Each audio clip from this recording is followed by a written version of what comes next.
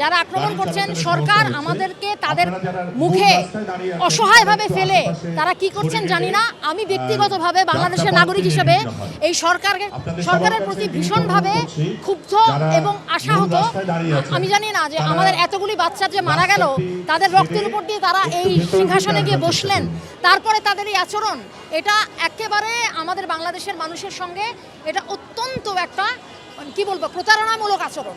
এটাকে আমরা খুবই খুবই দুঃখের ব্যাপার। এই ভবনে আমাদের ঘামের টাকা আছে জনগণের, এটা আমাদের নিজেদের ভবন, আমাদের আর বাংলাদেশের গান, এইটা আমরা গানেরই মানুষ, এটা কিছুই না। এই ভবনের পক্ষ থেকে, এই ছায়ানটের পক্ষ থেকে আজকে যে প্রতিবাদ ওনারা বলতে চান না, এটা একটা খুব নম্র প্রতিষ্ঠান। আমি তাদের ভাষাকে আসলে আহত করতে চাই না। ওনারা তাদের মধ্যে গানের মধ্যে দিয়ে এই প্রতিরোধ তৈরি করছেন। আমরা সেখানে সংহতি প্রকাশ করতে এসেছি এবং আমরা সব সময় বাংলাদেশের পাশে আছি, বাংলাদেশের পাশে থাকব। ডেন্টিস্টের পরামর্শ নাও নতুন কোলগেট অ্যাক্টিভ সল্ট। গানের পাশে থাকবো, মানুষের পাশে থাকবো, আমাদের সংস্কৃতিকে আমরা রক্ষা করব। আমরা সবাইকে এই কথাটাই বলবো যে আপনারা বাংলাদেশের পাশে দাঁড়ান, প্রত্যেকটা মানুষের পাশে দাঁড়ান, এখানে আর বিভাজন করেন না।